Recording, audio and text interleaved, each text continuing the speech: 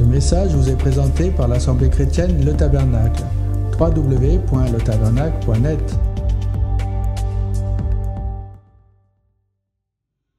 Et voici la double vocation de ce message.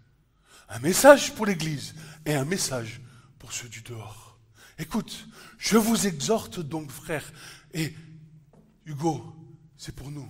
Je vous exhorte donc, frères, par les compassions de Dieu, à présenter vos corps en sacrifice vivant, saint, agréable à Dieu, ce qui est votre service intelligent. Ne vous conformez pas à ce siècle, mais soyez renouvelés soyez transformés par le renouvellement de votre entendement pour que vous puissiez discerner quelle est la volonté de Dieu, bonne, agréable et parfaite. Soyons prompts au service, sachant que nos frères dans la foi, les apôtres et les serviteurs de tout temps, au travers de tous les temps, ont vécu dans le découragement. Mais à chaque fois, le Seigneur les a réconfortés par sa grâce toute puissante, parce que tu es participant de l'œuvre de Dieu et parce que Dieu te secoue et qui te dit « Hé, regarde ! Regarde ce que je fais. » Ne regarde pas à ce que tu vois, mais regarde à ce qui est en train de s'accomplir. Regarde ce qui est en train de s'accomplir. Regarde ma parole. Elle s'accomplit sur la terre. Ma parole s'accomplit, dit le Seigneur. Le temps passe, les jours passent, les années passent. Tu ne fais pas attention, toi, aux choses de Dieu, mais ma parole, elle, s'accomplit dans le temps. Et tout se met en place.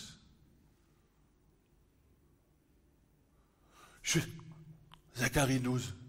Je ferai de Jérusalem une pierre pesante pour les nations.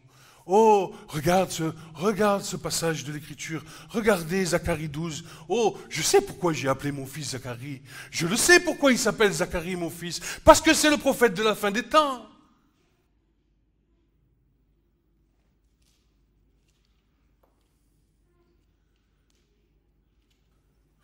Oh, Seigneur.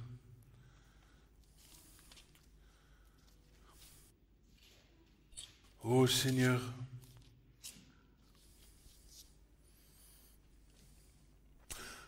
Oracle de la parole de l'Éternel sur Israël. Ainsi dit l'Éternel qui a étendu les cieux et qui a fondé la terre, qui a formé l'esprit de l'homme au-dedans de lui. Voici, je ferai de Jérusalem une courbe d'étourdissement pour tous les peuples d'alentour. Elle sera aussi contre Juda lors du siège contre Jérusalem. Il arrivera en ce jour-là que je ferai de Jérusalem une pierre pesante pour tous les peuples. Tous ceux qui s'en chargeront s'y meurtriront. Certainement, toutes les nations de la terre seront rassemblées contre elle.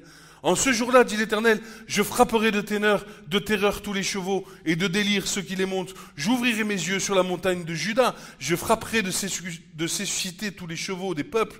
Les chefs de Juda diront en leur cœur, les habitants de Jérusalem seront ma force par l'Éternel des armées, leur Dieu. Dieu est en train de constituer un peuple pour la fin des temps. Il est en train de le constituer. En ce jour-là, je rendrai, écoute bien, j'ai prêché dimanche dernier, il y a 15 jours, sur le feu de l'autel. Écoute ce que dit le Seigneur.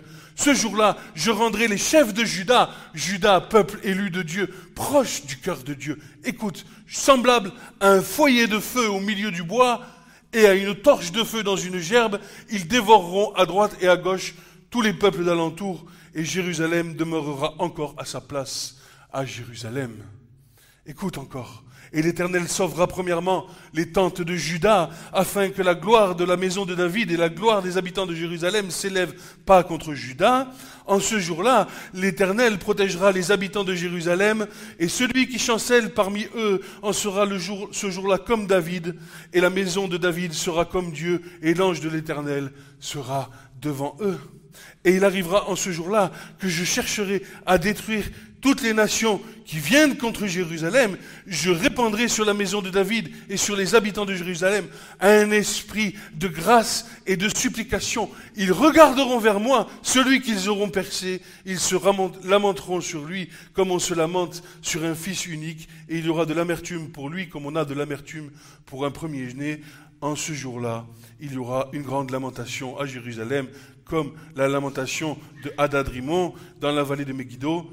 Et le pays se lamentera, chaque famille à part, la famille de Juda, de David, à part leurs femmes, à part la famille de la maison de Nathan, à part leurs femmes, à part la famille de la maison de Lévi, à part et leurs femmes, à part et la famille des Shimites, à part leurs femmes, à part et toutes les familles qui seront de reste, chaque famille à part et leurs femmes à part. Tu es à part. Tu es à part. Et là, ce que nous voyons dans Zacharie 12 est l'esprit de repentance qui va bientôt tomber sur le peuple d'Israël et sur le peuple de Dieu qui lui appartiennent. Pourquoi ? Parce que c'est cet esprit de repentance qui va te faire rentrer dans un amour parfait avec le Seigneur. Esprit de repentance. Parce que la chair est faible, mais l'Esprit de Dieu, il est prompt. Voyez. Concernant les souffrances, Paul, pour avoir prêché l'Évangile, regardez, ça nous donne de l'encouragement à nous qui sommes serviteurs de Dieu. Ça nous donne de l'encouragement parce que Paul nous dit, sont-ils ministres de Christ ? Écoute bien par quoi tu vas passer. Écoute bien par quoi le ministre de Christ va passer. Moi, outre mesure, dans les travaux, surabondamment. Oh, et quand j'ai mon frère qui me dit, je travaille, tu sais, j'ai pas l'œuvre de Dieu, tu sais, et moi aussi je dis des fois, Seigneur, je travaille, tu sais, je travaille pour nourrir ma famille, et tu sais, pas l'œuvre de Dieu, mais le Seigneur sait ces choses. Et Paul le savait, parce qu'il dit, dans les travaux, dans le travail, Paul, je te rappelle qu'il était commerçant, il vendait des tentes, n'est-ce pas ? Et il travaillait jour et nuit pour nourrir, et parce qu'il n'a été à charge d'aucun de ses frères, de toutes les assemblées dans lesquelles il a travaillé et dans lesquelles il les a fondées, n'est-ce pas ? Donc tu travailles pour ta vie de tous les jours, mais voilà, lorsque tu travailles dans la vie de tous les jours surabondamment, le Seigneur sait ces choses. Et il dit sous les coups excessivement, dans les prisons surabondamment, et dans les morts souvent. 5 fois j'ai reçu des Juifs, 40 coups moins 1, 3 fois j'ai été battu de verge. 1 fois j'ai été lapidé, 3 fois j'ai fait naufrage. J'ai passé 1 jour et 1 nuit dans les profondeurs de la mer, en voyage souvent, dans les périls sur les fleuves, dans les périls de la part des brigands, dans les périls de la part de mes compatriotes. Ah, mes compatriotes. Dans les périls de la part des nations, dans les périls dans la ville, dans les périls au désert, dans les périls à la mer, dans les périls parmi les faux frères. En peine et en labeur, en veille souvent, dans la faim, dans la soif, dans les jeûnes souvent, dans le froid et la nudité. Outre ces choses exceptionnelles, il y a ce qui me tient tous les jours, la sollicitude pour toutes les assemblées. Et ça, c'est le moteur de notre foi. Ça, c'est le moteur de notre vie dans le Seigneur. C'est-à-dire que si tu n'es pas en peine, et en charge des choses de Dieu qui lui appartiennent, pose-toi des questions si tu es vraiment dans la foi. Outre qui est faible, que je ne sois faible aussi, qui est scandalisé, que moi aussi je ne brûle. S'il faut me glorifier, je me glorifierai bien maintenant dans mon infirmité. Le Dieu de Père du Seigneur Jésus-Christ, qui est béni éternellement, sait que je ne mens point. Voilà par quoi tu passes. Voilà par quoi je passe. Effectivement, peut-être pas à la hauteur de Paul, parce que c'était le démarrage, c'était le début de l'Église, donc une incompréhension pour beaucoup. Mais aujourd'hui, dites-moi à moindre mesure, si nous ne passons pas par ce genre d'épreuve. Incompris, tu es fou, tu es dans une secte, de quoi tu me parles, Jésus? Bien sûr que tu es outragé, bien sûr que tu es dans la souffrance, bien sûr que tu es dans l'opprobre et dans la nudité, parce que tu as fait une rencontre un jour avec ton Seigneur. Et toi tu sais que tu ne mens point, et toi tu sais que tu es dans la vérité, et toi tu sais ces choses, parce qu'elles sont profondément ancrées dans ton cœur. Et celui qui est en face dit ceci: tu es fou, tu es dans la déraison. Mais Paul le savait, parce qu'il dit que si notre évangile est voilé, il est voilé à cause du prince de ce siècle. Et à nous, par la lumière que nous sommes, d'apporter la lumière qui brille dans les ténèbres. Comme au temps de Goshen, lorsqu'il y avait de la lumière dans les ténèbres là où il y avait sur toute la surface de l'Égypte. Sauf que je vais vous dire quelque chose. Le Seigneur m'a montré que les ténèbres du temps présent sont bien plus importantes, bien plus fortes, bien plus puissantes que du temps de l'Égypte. Pourquoi? Mais pourquoi, mes frères et sœurs? Parce que pour la sortie d'Égypte, il n'a fallu que par la main de Moïse. Et aujourd'hui, pour sortir des ténèbres, il te faut la puissance du Saint-Esprit. La main de Moïse ne suffit plus. La loi ne suffit plus, car les hommes sont désormais sans foi ni loi.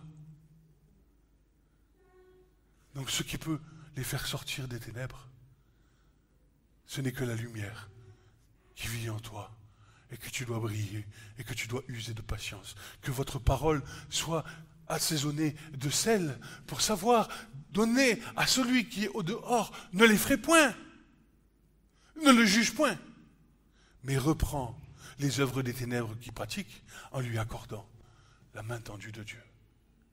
Et tu verras qu'en faisant ces choses, les gens verront en toi qu'il y a une lumière qui brille. Une lumière qui brille. Parce que tu œuvres en faveur des choses de Dieu. Tu œuvres en faveur des choses de Dieu. Et Dieu, lui, en retour, s'occupe de tes affaires. Dieu s'occupe de ta vie. Mais toi, sois libre de t'occuper des choses de Dieu. Jour et nuit, nuit et jour. Et nous avons reçu tous des dons particuliers pour ces choses. Les uns, c'est la prière et l'intercession. Les autres, c'est la prédication. Les autres, c'est la louange. Les autres, tous appelés dans un seul et même corps, par un seul et même esprit. Ainsi donc, l'Éternel m'a dit ceci. J'ai vu l'affliction de mon peuple qui est en Égypte. J'ai vu l'affliction de mon peuple sur cette terre. J'ai entendu le cri qu'il a jeté à cause de ses exacteurs. Je connais ses douleurs. Je suis descendu pour le délivrer de la main des Égyptiens et pour le faire monter dans le pays bon et spacieux, dans un pays ruisselant de lait et de miel, dans le lieu de l'habitation, au milieu du Cananéen, au milieu du Héthien, au milieu de l'Amoréen, au milieu du Phérézien, du Hévien et du Jébusien. Et voici maintenant le cri des fils d'Israël, le cri de l'Église est venu jusqu'à moi et j'ai vu l'oppression dont les Égyptiens les oppriment. Maintenant, viens, je t'envoie vers Pharaon et tu feras sortir dehors d'Égypte mon peuple, les fils d'Israël, ainsi que l'Église. Écoute-moi, le Seigneur est en train de parler au Saint-Esprit. Il va envoyer le Saint-Esprit sur la terre pour nous faire tous sortir de cette galère dans laquelle nous sommes. C'est pour ça que je vous ai dit, le Seigneur tient l'impression parfois qu'il se retire, mais il entend le cri de tes prières. Et autant voulu, autant, comme nous l'avons vu plus haut, réservé dans les cieux, prêt à être dévoilé à l'instant présent que nous sommes en train de vivre. Dieu va envoyer l'Esprit Saint sur terre pour arracher et détruire la puissance des ténèbres. Il va le faire maintenant. Nous sommes dans les dernières heures du monde tel que nous le connaissons. Nous le peuple de Dieu et celui qui est en devenir, à savoir les incrédules, est entré dans une souffrance telle que le monde n'a jamais connue. Et toute la création, nous dit Paul, est dans l'attente, est en souffrance dans l'attente de la révélation des fils et des filles de Dieu. C'est maintenant ton service, mon frère, ma sœur. Ça y est, on y est. La puissance des ténèbres afflige les êtres humains bien plus aujourd'hui qu'au temps de l'Égypte. C'est pourquoi le Saint-Esprit en personne va agir en force. En effet, le ministère de Jésus-Christ accompli il y a 2000 ans continue, et c'est avec puissance que le Saint-Esprit va œuvrer dans le cœur des siens aujourd'hui. Car je le disais il y a maintenant quelques mois de la part du Seigneur, Dieu est en train de juger les œuvres infructueuses de ces ténèbres.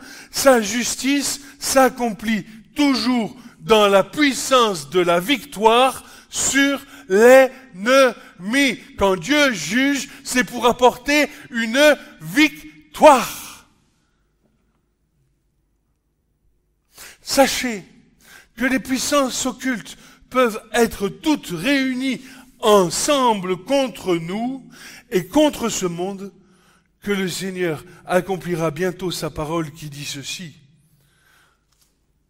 Or, quand ce qui est corruptible aura revêtu l'incorruptibilité et ce que mortel aura vêtu l'immortalité, alors s'accomplira la parole qui est écrite.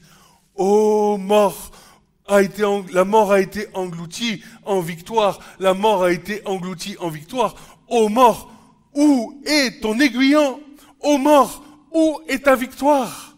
Or, l'aiguillon de la mort, c'est le péché, et la puissance du péché, c'est la loi. Mais grâce à Dieu qui nous donne la victoire par notre Seigneur Jésus-Christ. Ainsi, mes frères bien-aimés, soyez fermes, inébranlables, abondants toujours dans l'œuvre du Seigneur, sachant que votre travail n'est pas en vain dans le Seigneur.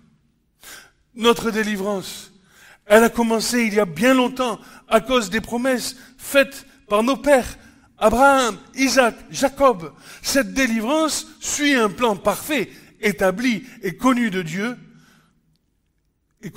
seul, lequel nous offre aujourd'hui une entrée victorieuse dans les lieux célestes de façon spirituelle. Mais nous allons bientôt vivre ceci pleinement lorsque nous aurons revêtu cette incorruptibilité par la résurrection de nos corps mortels, encore immortels. Tu comprends? Tu vas rentrer dans la vraie présence de Dieu uniquement lorsque ce corps de péché aura été changé en incorruptibilité que tu auras revêtu, comme dit Paul, en un instant, changé de corps corruptible en corps incorruptible. Et ce que tu vis aujourd'hui spirituellement, tu le vivras pleinement quand le Seigneur sera revenu.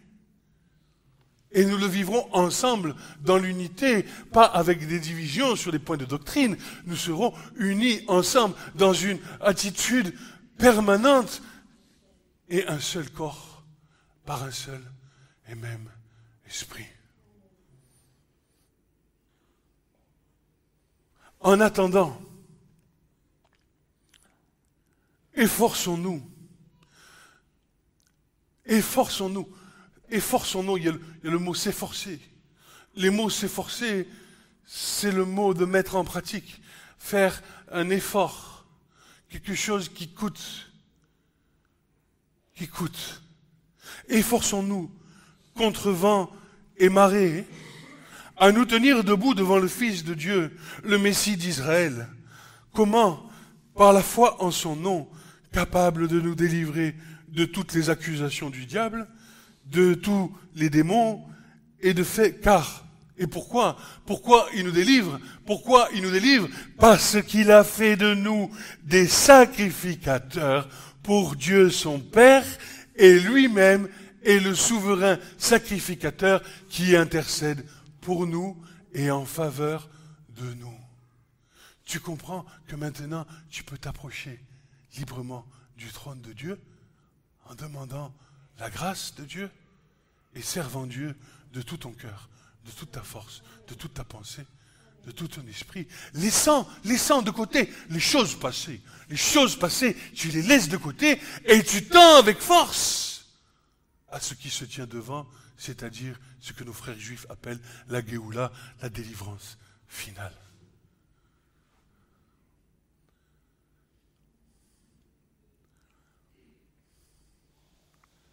Apocalypse 1, 4 à 6. Jean, aux 7 assemblées qui sont en Asie, grâce et paix de la part de celui qui est, qui était et qui vient, et de la part des 7 esprits qui sont devant le trône, et de la part de Jésus-Christ le témoin fidèle, le premier-né des morts et le prince des rois de la terre, à celui qui nous aime, qui nous a lavés de nos péchés dans son sang, et qui a fait de nous un royaume, des sacrificateurs pour Dieu son Père. À lui soit la gloire, la force, au siècle des siècles.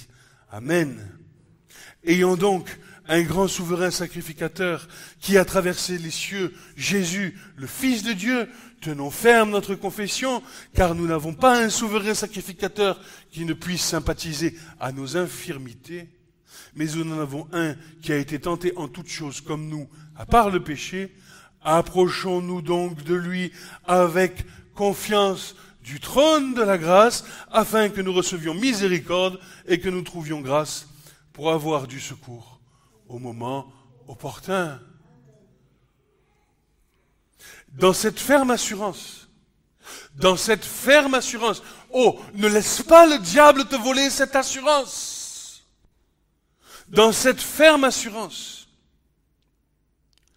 comme une encre de l'âme, accomplissons notre service en faveur de celui qui est le seul digne de nos louanges, digne de nos intercessions, que ceux qui sont chantres louent le Seigneur, que ceux qui ont des cœurs de prière intercèdent, que ceux qui enseignent redoublent de diligence dans leur service, que ceux qui prêchent le fassent sous l'action du Saint-Esprit pour répandre, convaincre ceux dont le Seigneur a préparé les cœurs en avance, dès les temps anciens, à recevoir la parole de l'Évangile pour être sauvés. Écoute-moi, il y a des âmes dehors que le Seigneur est en train de préparer, a déjà préparé depuis les temps anciens à recevoir la parole de Dieu pour être sauvés.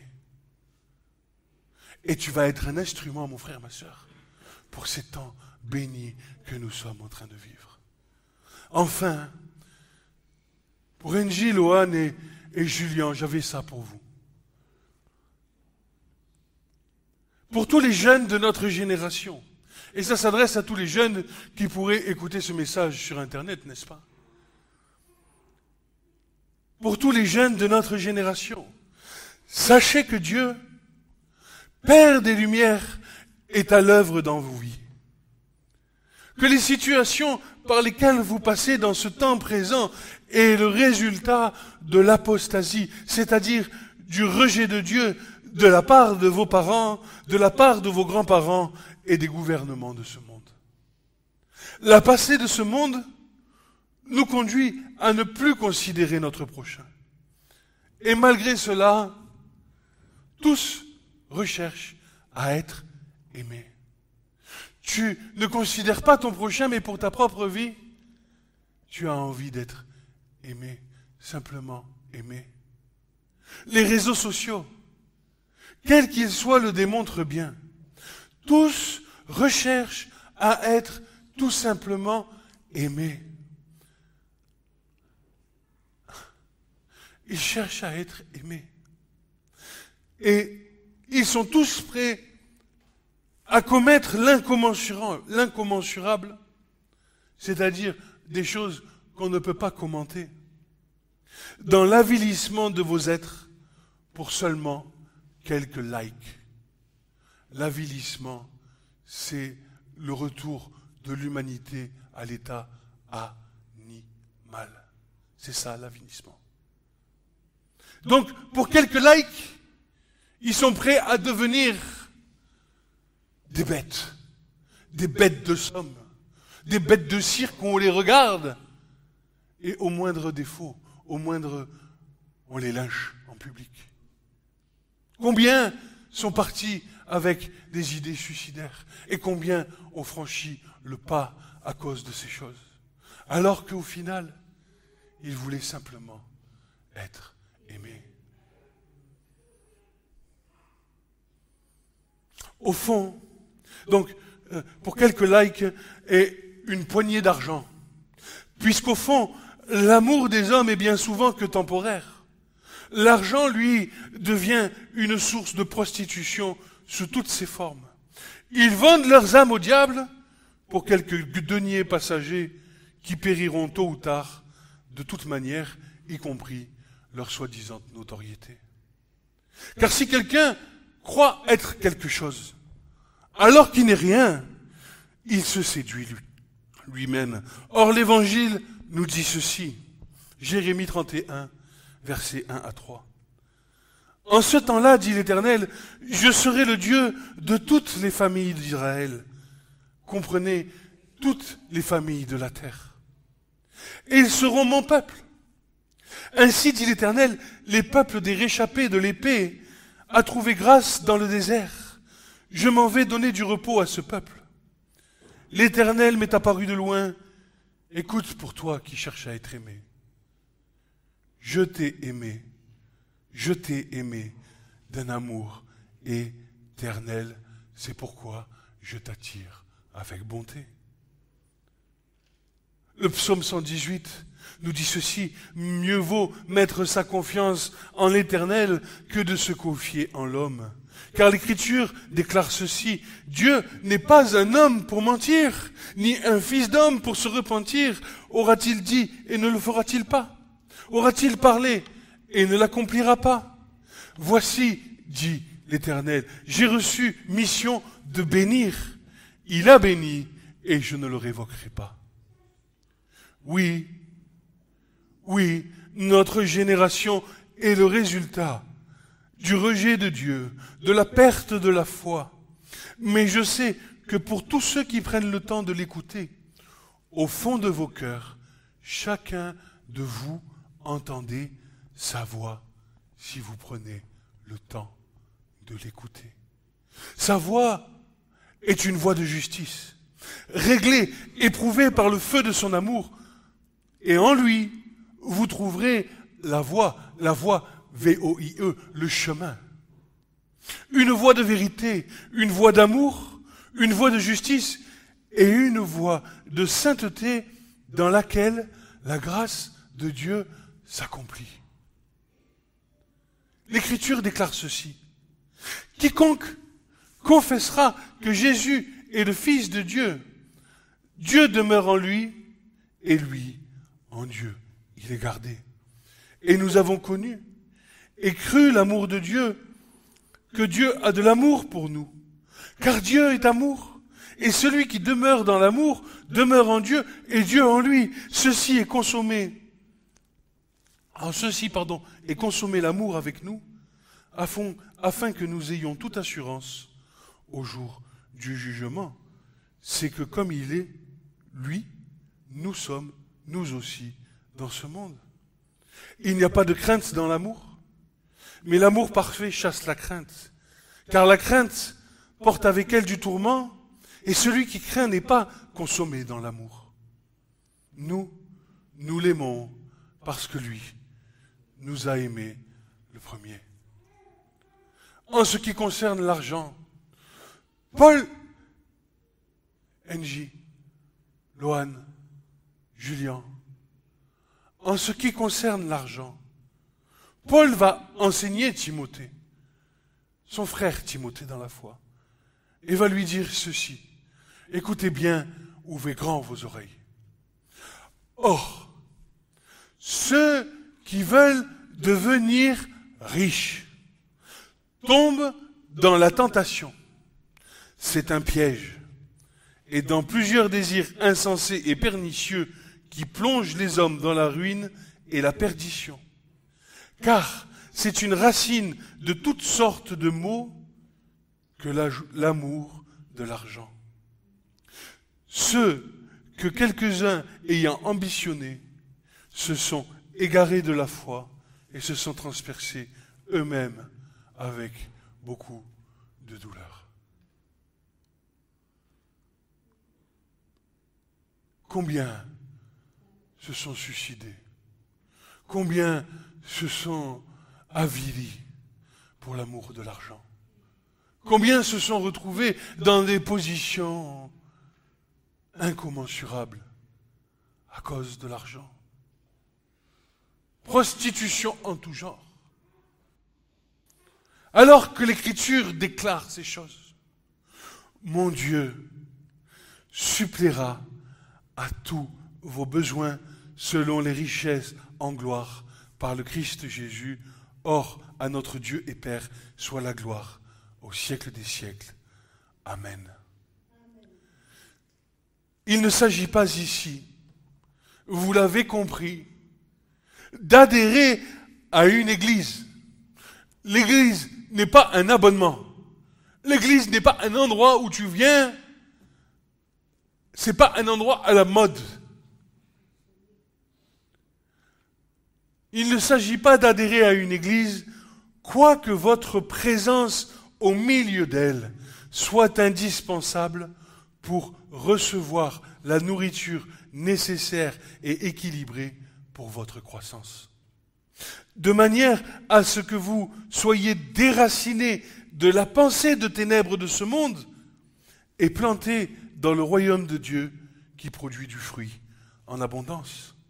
Il s'agit également d'écouter la voix de votre cœur qui vous condamne. Votre conscience vous reprend quand vous faites des choses mauvaises. Car les situations que vous vivez vous rendent mal à l'aise. Ne cherche pas d'excuses. Ne cherche pas à te justifier. Mais plutôt, accepte la répréhension de ta conscience et cherche la voie de Dieu. Car ce que nous propose ce monde aujourd'hui est un piège du diable. Dieu sait que vous n'y êtes pour rien si vous ne connaissez pas Dieu. Dieu ne tient pas compte des temps d'ignorance. Et il est prêt à faire grâce à tous, pour tous ceux qui se repentent. Il veut simplement vous aimer, pour vous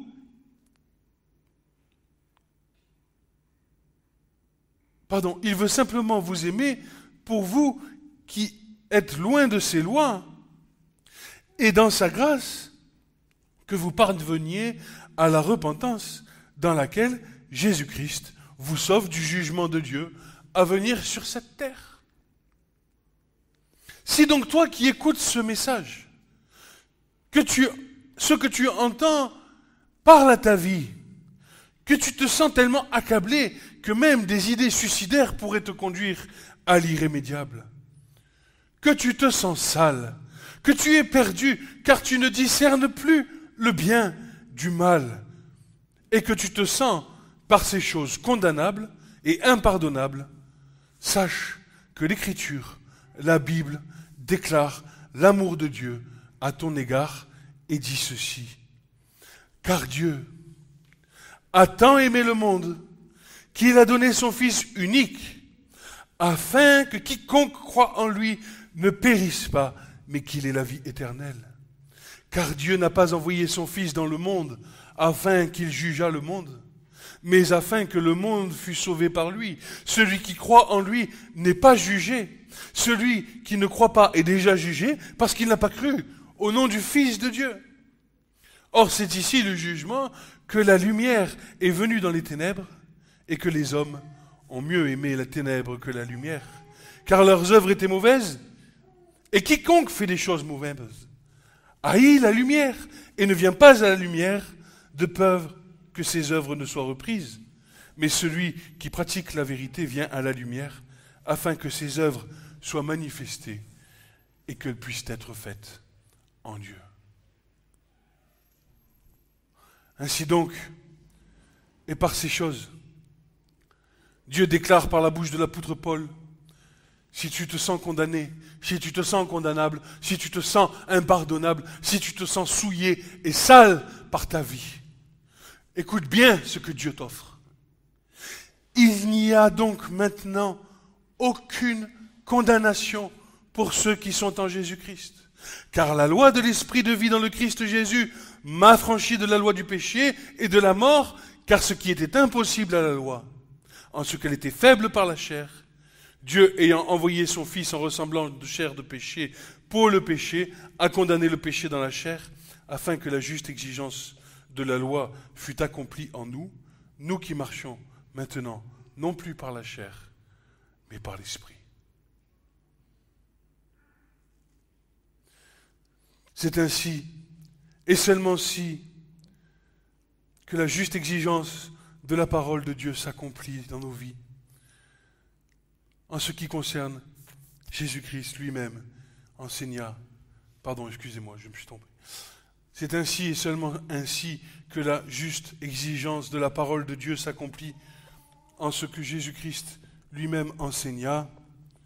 Demeurez en moi, moi en vous.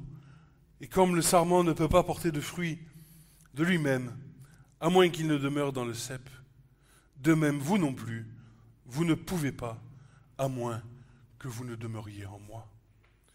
Moi je suis le cep, et vous les sarments.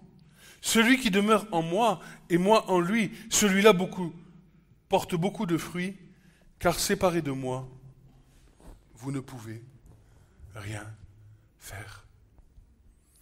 Mon ami, mon bien-aimé, nous sommes dans les derniers temps, et la fin de ce monde approche. Tu le sais parce que dans ton cœur le sait. Mangeons, buvons, car demain nous mourrons. Ce n'est pas la bonne appréhension de la vie. Je veux te dire ce matin que tu as une part à prendre à l'héritage de Dieu. Le Dieu d'Israël veut t'accorder un héritage permanent et éternel dans son amour inconditionnel.